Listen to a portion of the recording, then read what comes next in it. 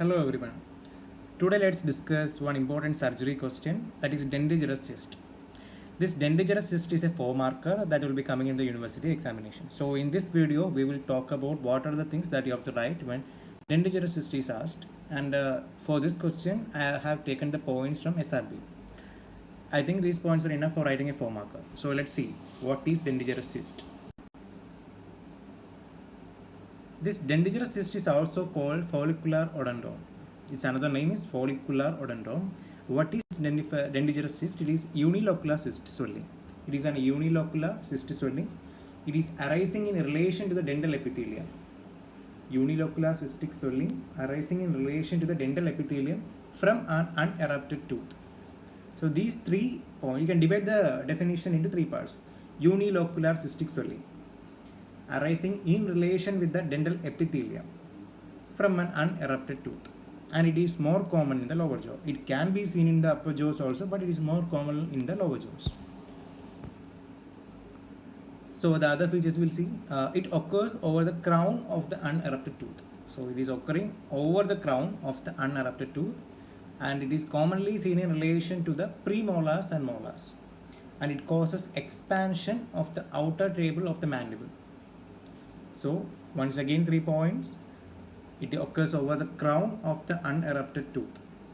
It is commonly seen in relation to the premolars and molars, and it causes expansion of the outer table of the mandible. So now let's see what are the clinical features. There is a cystic swelling, unilocular cystic swelling is there. So the clinical feature is painless swelling. Painless, you have to keep in mind, it is a painless swelling in the jaw which is smooth and hard. A painless swelling will be there in the jaw and which is smooth and hard. Now let's see what are the differential diagnoses. What are the differential diagnoses? There are importantly 3 differential diagnoses are there, which are adamantinoma, dental cyst, osteoclastom. I will be making videos for these 3 topics separately. So I'm just telling here, in the differential diagnosis heading, you have to write adamantinoma, dental cyst, and osteoclastom. And coming to the complication, the main complication is it can turn into an adamantinoma. That is the only complication that is mentioned.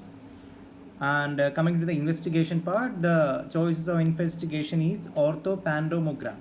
Here you can see a tooth within the cyst, which is well defined. Tooth within the cyst and which is well defined, that is the investigation of choice, that is orthopantomogram.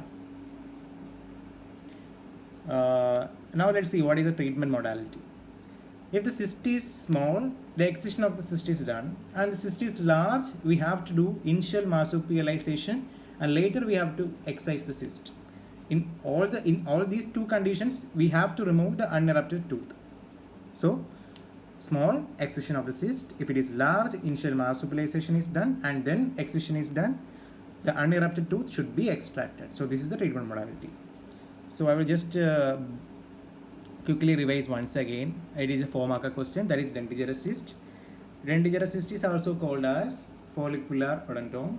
It is a unilocular cystic swelling arising in relation to the dental epithelium from an unerupted tooth, which is common in the lower jaw.